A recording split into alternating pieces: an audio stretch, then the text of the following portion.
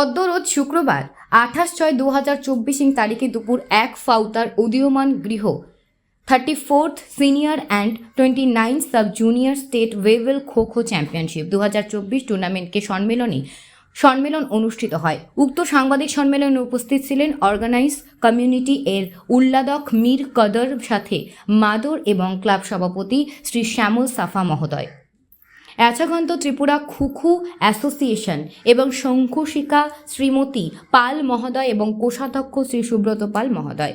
দীর্ঘ বছর state level কেএনডি championship 2021 উদীয়মান সংঘের উদ্যোগে রামঠাকুর বয়েজ হায়ার সেকেন্ডারি স্কুলে আগামী 29 এবং 30 জুন 2026 তারিখে অনুষ্ঠিত হবে। রামের সমস্ত জেলা থেকে ম্যান এবং woman board boys and girls 1822658 kho kho team আসবে। উক্ত স্টেট লেভেল খোখো টুর্নামেন্ট উদ্বোধক হিসেবে উপস্থিত থাকবেন রাজ্যের মাননীয় যুব কল্যাণ ও ক্রীড়া দপ্তরের মাননীয় মন্ত্রী টিঙ্কু রায় মহোদয় এবং প্রধান অতিথি হিসেবে উপস্থিত থাকবেন ভারতীয় জনতা পার্টি ত্রিপুরা প্রদেশের মনোবীর সভাপতি শ্রী কে রাজীব ভট্টাচার্য মহোদয়। এছাড়াও থাকবেন উপজাতি কল্যাণ দপ্তরের মাননীয় বাপ্পি শ্রী বিকাশ দেববর্মা মহোদয়, ত্রিপুরা স্পোর্টস কাউন্সিলের সম্পাদক মাননীয় শ্রী সুকান্ত ঘোষ মহোদয়। ত্রিপুরা সম্মানীয় অতিথি হিসেবে উপস্থিত থাকবেন ত্রিপুরা খুদ অ্যাসোসিয়েশন এক এমডিসি এবং সভাপতি শ্রী বিদ্যুৎ সময়। সম্মানীয় অতিথি হিসেবে উপস্থিত থাকবেন ত্রিপুরা ওব্বি আলামের অ্যাসোসিয়েশনের পুরোফেরা ফেরার পার্সন মাননীয় শ্রী 31 নম্বর ওয়ার্ডের কার্লারেটার সম্মানীয়া শ্রী নং 4 পানায়গ স্টেট লেভেল লো রং স্টোরের অনুরাগী এবং সাধারণ জনগণ ও বুদ্ধিজীবী মহলকে রাম ঠাকুর ধয়েজ হায়ার সেকেন্ডারি সব স্কুলের মাঠে উপস্থিত হয়ে খেলোয়াড়দের উৎসাহ প্রদান খেলা উপতে দেখার ডে অর্গানাইজ কমিটি উদীয়মান দাঙ্গিয়া আম ত্রিপুরা খুখু অ্যাসোসিয়েশনের পক্ষ থেকে বিনম্র আবেদন আমাকে জানাচ্ছে। 34th senior men women and 29 sub junior boys girls state level kho kho championship 2024 টুর্নামেন্টকে কেন্দ্র করে উদীয়মান সংঘের গিয়ে আজকে যে সাংবাদিক সম্মেলন, এই সাংবাদিক সম্মেলনে উপস্থিত আমাদের উদীয়মান সংঘের ক্লাব সেক্রেটারি তথা উদ্যোক্তা কমিটির অর্থাৎ অর্গানাইজড কমিটির সেক্রেটারি শ্রী রজত পাল মহোদয়, এখানে উপস্থিত আছেন ত্রিপুরা খোখো অ্যাসোসিয়েশনের সাধারণ সম্পাদিকা শ্রীমতী মিনতি পাল মহোদয়া, কোষাধ্যক্ষ শ্রী সুব্রত পাল মহোদয় এবং আরও আমাদের মধ্যে আমাদের ক্লাব সম্পাদক, ক্রীড়া অফিস সেক্রেটারি এবং উপস্থিত আমার প্রিয় সাংবাদিক ভাই। সম্মেলনে আমরা কথা বলা শুরু করছি।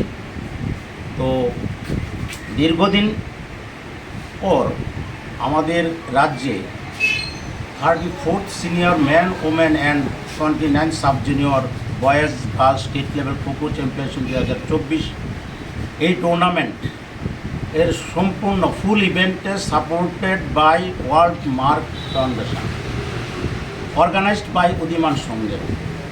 আমাদের এই উদ্যোগে আমরা এই Ram Thakur boys and girls higher secondary school building তথা আমাদের গ্রাউন্ডে আমাদের আগামীকাল অর্থাৎ 29 জুন বিকাল 3টায় আমাদের এই খোখো অ্যাসোসিয়েশন এবং এই টুর্নামেন্ট এর উদ্বোধন হবে এবং এই উদ্বোধনে সারা রাজ্য থেকে যে kho kho senior and junior team আসছে, সম্পূর্ণ 8টা ডিস্ট্রিক্ট থেকে আমাদের 26টা টিম আসছে এবং 26টা টিমে আমাদের প্লেয়ার এবং অফিসিয়াল মিলে আমাদের 370 জন প্লাস আরও অন্যান্য মেডিকেল টিম সহ আমাদের এসডিবিউ স্টাফ সম্পূর্ণ মিলে প্রায় আমাদের 500 আমাদের লোক নিয়ে তাদেরকে নিয়ে আমাদের এই যে টুর্নামেন্ট আমরা করতে চাচ্ছি। তো অবশ্যই আপনাদের সহযোগিতা আমরা চাইব যাতে টুর্নামেন্ট সুশৃঙ্খলভাবে এবং সুন্দরভাবে আমাদের এই টুর্নামেন্টকে সাধারণ জনগণ থেকে আরম্ভ করে ক্রীড়া অনুরাগী যারা সবাই ক্রীড়া অনুরাগী এবং বুদ্ধিজীবী মহল যাতে আমাদের এই 29 তারিখে আপনাদের প্রচারের মাধ্যমে আমাদের এই বয়েজ স্কুল প্রাঙ্গণে মাঠ প্রাঙ্গণে যাতে উপস্থিত থাকে সেটা আপনাদের কাছে আমরা মিলিতভাবে কামনা করছি। এবং এই আমাদের এই যে অনুষ্ঠান হচ্ছে এই অনুষ্ঠান মঞ্চে আমাদের যে খোখো টুর্নামেন্ট হচ্ছে যে খোখো টুর্নামেন্টের ইনঅগারেটর অর্থাৎ উদ্বোধক থাকছেন এই রাজ্যের যুব কল্যাণ এবং ক্রীড়া দপ্তরের মাননীয় মন্ত্রী শ্রী টিঙ্কু রায় মহোদয় এবং প্রধান অতিথি হিসেবে উপস্থিত থাকছেন আমাদের রাজ্যের ত্রিপুরা ভারতীয় জনতা পার্টি ত্রিপুরা প্রদেশের মাননীয় সভাপতি শ্রী রাজীব ভট্টাচার্য মহোদয় এবং বিশেষ অতিথি হিসেবে উপস্থিত থাকছেন আমাদের মিনিস্টার ট্রাইবেল ওয়েলফেয়ারের শ্রীযুত বিকাশ দেববর্মা মহোদয় এবং সম্মানীয় অতিথিতে উপস্থিত থাকছেন সম্পাদক সুকান্ত ঘোষ ত্রিপুরা স্পোর্টস কাউন্সিল এবং আমাদের 31 নং ওয়ার্ডের কর্পোরেটর শ্রীমতী অঞ্জনা দাস মহোদয়া সম্মানীয় অতিথি হিসেবে উপস্থিত থাকবেন এবং chairperson Tripura Olympic association Tripura Shriyut Ratan Shah মহোদয় আমাদের মধ্যে অপূর্ব সম্মানীয় অতিথি হিসেবে উপস্থিত থাকবেন। আমাদের এই মণ্ডলে আমাদের যেহেতু আমাদের টুর্নামেন্ট হচ্ছে, আমাদের 9 নং বনমালী মণ্ডল প্রেসিডেন্ট শ্রীযুত চন্দ্রশেখর দেব মহোদয় আমাদের এই টুর্নামেন্টে সম্মানীয় অতিথি হিসেবে উপস্থিত থাকবেন। তো আমরা কিভাবে আমাদের সম্পূর্ণ ইভেন্ট যে আমাদের ওয়ার্ল্ড মার্ক ফাউন্ডেশন তাদের সহযোগিতায় আমরা যাতে সুন্দরভাবে আমরা এটা সম্পন্ন করতে পারি, সুশৃঙ্খল করতে পারি, আমরা তার জন্য আমরা আমাদের যে এলাকার আমাদের ক্লাবের সকল সদস্য এবং খোখো অ্যাসোসিয়েশনের সকল সদস্য যারা আছে, রেফারি থেকে আরম্ভ করে কোচ যারা সবাই খুব সচেষ্টভাবে কাজ করছে যাতে আমরা সুন্দরভাবে সুশৃঙ্খলভাবে শেষ করতে পারি। পাশাপাশি খেলাটা কিভাবে দীর্ঘদিন পর খোখোর উপরে একটু জোর দিয়েছে আমাদের সরকার, সেই সরকার কীভাবে জোর দেয় সেই বিষয়ে আপনাদের সামনে আমি ত্রিপুরা খোখো অ্যাসোসিয়েশনের সম্পাদিকা শ্রীমতী মিনতি পাল মহোদয়কে বলবো কিছু বলার জন্য। আপনার পরিচয়টা? আমার পরিচয় হলো আমি উদীয়মান সংঘের ক্লাব সভাপতি শ্রী শ্যামল শাহ। এই সিনিয়র পুরুষ ও মহিলা কতটা করে টিমে? 13টা 26টা টিম। সাব জুনিয়র 13টা আর ইও 13টা। আমাদের সাব জুনিয়র হলো 10টা আর এটা করে 16টা। এটা কি একদিনেরই না ডে নাইট? একদিনই শেষ হয়ে যাবে না, এটা 29-30 2 দিন ব্যাপী আমাদের ডে নাইট শিফট 2 শিফটে প্রোগ্রাম চলবে। মাঠ যতটুকু আমরা মাটি এবং বালু মোটামুটি এখন অবধি কাজ চলছে, মাটি এবং বালু দিয়ে আমরা যা করেছি তোমরা বলেছে আমরা খেলা চলবে। কয়টা কোর্ট আছে? হ্যাঁ, কয়টা কোর্ট বানাবে? এখানে বয়েজ স্কুলের মাঠে আমাদের একটা কোর্ট আর গার্লস স্কুলের মাঠে আরেকটা কোর্ট, মোট 3টি কোর্ট হয়েছে।